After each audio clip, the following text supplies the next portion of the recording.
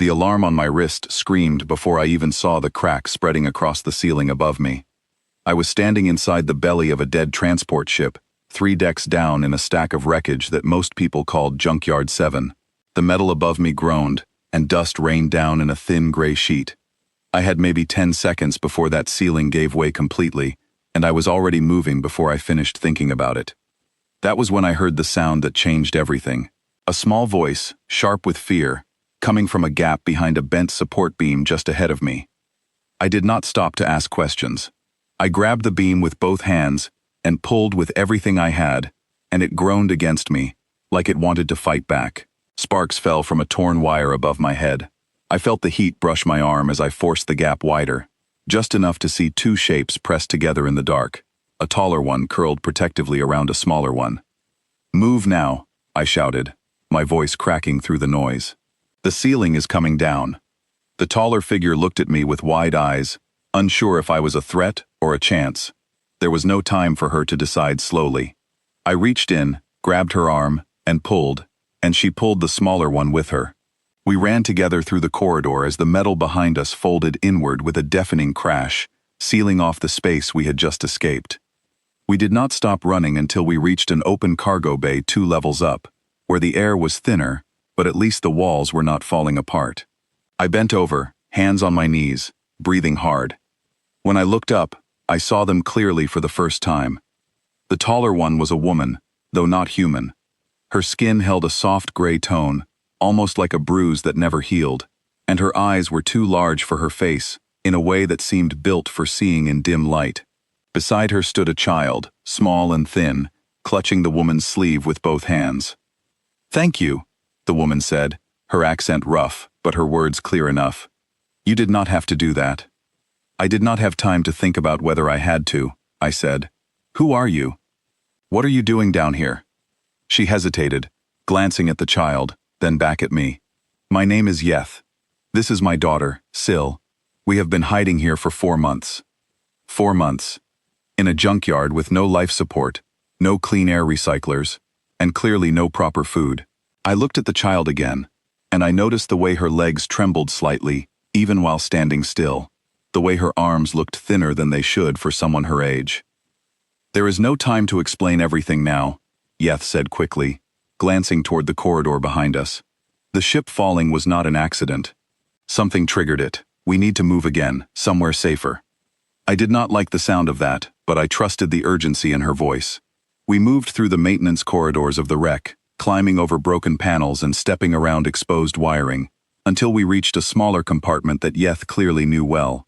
It looked like it had been her home for longer than she wanted to admit. A thin blanket, a cracked water container, nothing else. "You have been living like this the whole time?" I asked. "We had no choice," she said. "Raiders attacked our transport ship 5 months ago. They took everything of value and left the rest of us behind, scattered across this system with nothing. I found this wreck and thought it would keep us hidden." "Hidden from what?" Yeth's eyes darkened. "From them. They come back sometimes, to search wrecks like this one for anything they missed the first time. That tremor you felt was not random collapse. It was the vibration of a ship passing close overhead, testing the structure of dead hulls for weak points to break in." My stomach tightened. If raiders were circling this junkyard again, then every wreck here, including the one I worked in daily, was a target. "How long do we have?" I asked. "I do not know exactly," Yeth admitted. "Sometimes hours, sometimes only minutes. We have learned to move quickly and stay quiet." I looked at Sil again. Her breathing seemed shallow, and there was a slight shake in her hands that had nothing to do with fear. "What is wrong with her?" I asked. Yeth's shoulders dropped, as if the question had been waiting for permission to be asked out loud. "Bodies rely on something called vurelin. It lives inside us, helps us take in food properly. It needs a certain kind of light to survive, the kind our home sun gave freely. Without it, the vurelin dies, and so do we, slowly, from the inside." "And there is no sunlight down here?" "No," she said simply. "There is nothing down here at all." I felt something shift inside me, a mix of anger and determination that pushed away any doubt about what I was going to do next. "Then we are not staying down here either. Follow me." We moved fast, cutting through narrow gaps between wrecked hulls, climbing over broken cargo containers, always listening for the sound of engines above us. Twice we had to stop and press ourselves flat against cold metal walls as a distant hum passed overhead, too close for comfort, then faded again into silence. Each time, Syl trembled harder, and each time, Yeth held her tightly and whispered something soft in a language I did not understand but somehow felt anyway. We reached my own section of the junkyard, a smaller ship I had claimed as my base months earlier. It was not much, but it had working doors, a working air recycler, and most importantly, walls that had already survived worse than a passing radar scan. "Get inside," I said, pulling the outer hatch open. "Quickly." Once inside, I sealed the hatch behind us, and finally allowed myself a full breath. Yeth sat Syl down gently against a crate, checking her over with practiced care, though I could see the worry etched deep into her face. "She needs proper light soon," Yeth said. "Days, not weeks." I looked around my small storage area, filled with scavenged parts from a dozen different ships. An idea began forming, rough and half-formed, but urgent enough to chase away hesitation. "I have seen equipment like that before," I said. "Growing lamps, the kind used on agricultural transport ships to keep crops alive during long flights. If I can find the right ones and get them working, they might create the kind of light your daughter needs." Yeth looked at me like I had just spoken something impossible. "You would try that? For us?" "I am already trying it," I said. "Just tell me exactly what kind of light we are looking for." She described it carefully, the warm golden tone of her home sun at its brightest point, a wavelength she remembered even after all this time away from it. I committed every detail to memory, then grabbed my tools and stepped back outside, moving quickly toward the section of the junkyard where I remembered seeing wrecked agricultural haulers stacked together. The walk there felt longer than it should have, every shadow suddenly suspicious, every distant creak of metal making my pulse spike. I kept my scanner low, watching for any sign of movement that was not my own. When I finally reached the haulers, I worked fast, prying open access panels, checking wiring, testing components with shaking hands. 2 of the 4 ships had lamps that were completely destroyed, corroded beyond saving. The third had promise, a working lamp core buried under years of dust. The fourth had a matching pair, still intact, though the wiring around them looked dangerously frayed. I gathered what I could carry, strapped it to a small cart, and made my way back, taking a different route than before, just in case anyone had been watching my first path. Every few steps, I paused to listen. The junkyard was never silent, but tonight, every sound felt sharper, closer, more dangerous.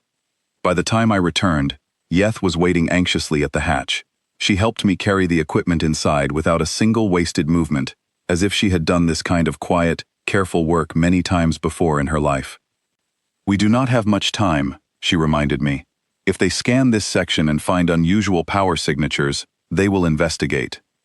Then I will keep the power low until the last possible moment," I said. "Help me with the wiring. Tell me if anything looks wrong before I connect it." We worked together through what felt like an endless stretch of tense, careful hours. I stripped wires, tested connections, and rebuilt broken circuits, while Yeth watched every step with sharp, careful eyes, catching 2 mistakes I would have missed on my own. Seal sat quietly nearby, wrapped in the thin blanket from her old hiding place, watching us with tired but curious eyes. Halfway through, a sudden spark burst from one of the connections, and I yanked my hand back just in time to avoid a burn.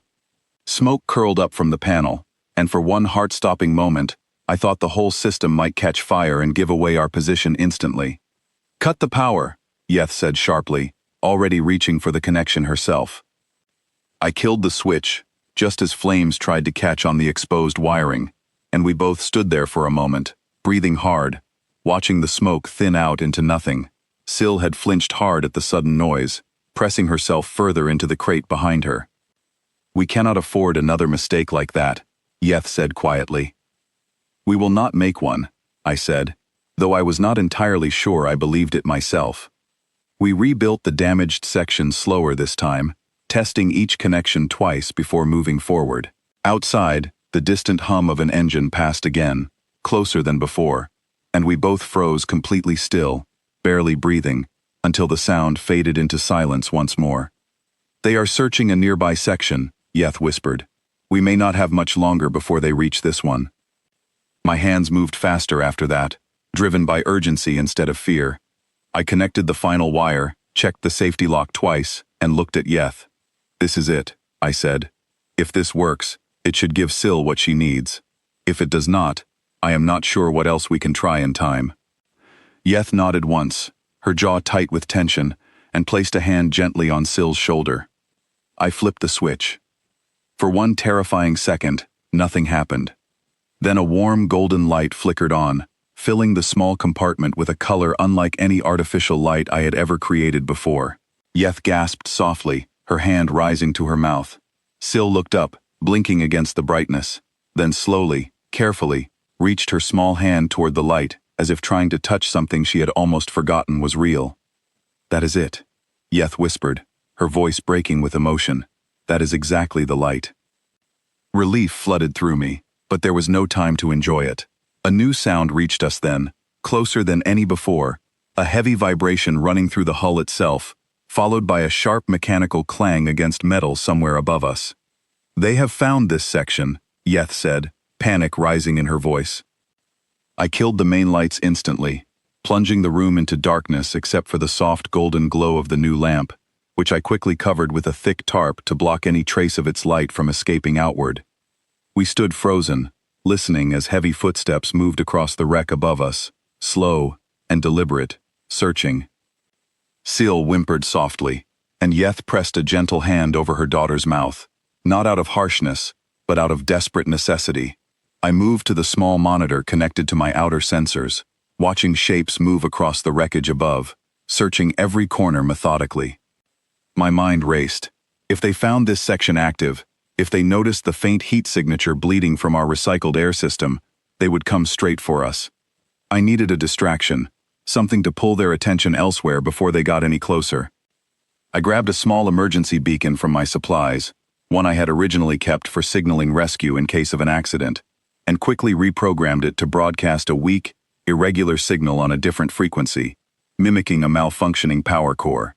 Then I opened a narrow access hatch on the opposite side of the ship and tossed it as far as I could into a distant pile of wreckage. Seconds later, the footsteps above us shifted direction, moving away toward the source of the new signal. We waited in tense silence as the sound faded further and further, until finally, the distant hum of an engine rose again, moving away from our section entirely, back toward open space. Nobody spoke for a long moment. Yeth finally lowered her hand from Syl's mouth, and the little girl let out a shaky breath, tears slipping silently down her cheeks, more from released tension than fear. They are gone, I said quietly, though I kept watching the monitor a while longer just to be certain. For now, Yeth said, but they may return. Then we prepare properly, I said, not just for tonight, but for whatever comes after. Over the following days, we worked constantly, strengthening the hidden compartment, reinforcing the walls with scavenged plating, and carefully rerouting power systems so that nothing we used could ever be detected from outside again. I built a proper water reclaimer from broken parts found across 3 different wrecks, repaired a food synthesizer, and adjusted its settings based on everything Yeth could tell me about what her body and Syl's body needed to stay healthy.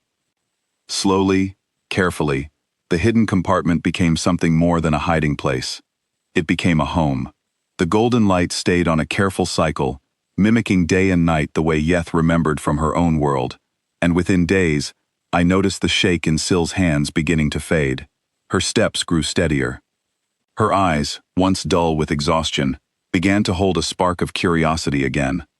One evening, while checking the systems together, Syl tugged gently on my sleeve and pointed toward the golden lamp above us. "Son," she said softly, testing the word carefully in her own accent. "Yes," I said, smiling despite everything we had been through. "That is your son now." Yeth watched the exchange with an expression I found hard to describe, somewhere between disbelief and quiet gratitude. "You risked everything for people you did not know," she said. "Why?" I thought about the question for a moment, though the answer felt simple even before I said it. Because I could not walk away knowing what would happen if I did. She nodded slowly, as if that answer meant more to her than any grand explanation could have. Weeks passed, and though the danger never disappeared completely, the fear that had once controlled every moment slowly gave way to something steadier. We built careful routines to avoid detection, watched the skies for any sign of returning raiders, and reinforced every weak point we could find. Yeth taught me small phrases from her language, and Syl, growing stronger every day, began to explore the wreckage around our hidden home, with the kind of curious energy that only comes from a child who finally feels safe again. One quiet evening, months after that first terrifying night, I stood at the edge of the wreckage, watching Syl climb carefully over a broken hull section nearby, laughing at something Yeth had said behind her. The golden light from our hidden home glowed faintly through a cracked viewport, steady and constant, a small piece of their old world rebuilt from scraps of forgotten machines. I never planned to become part of their story. I had only gone looking for a coolant manifold that night, chasing nothing more than another ordinary shift among the ruins of dead ships. Instead, I found two people fighting quietly for survival in a place the rest of the galaxy had already forgotten. What I built that night was never meant to be permanent. It was meant only to survive one dangerous night.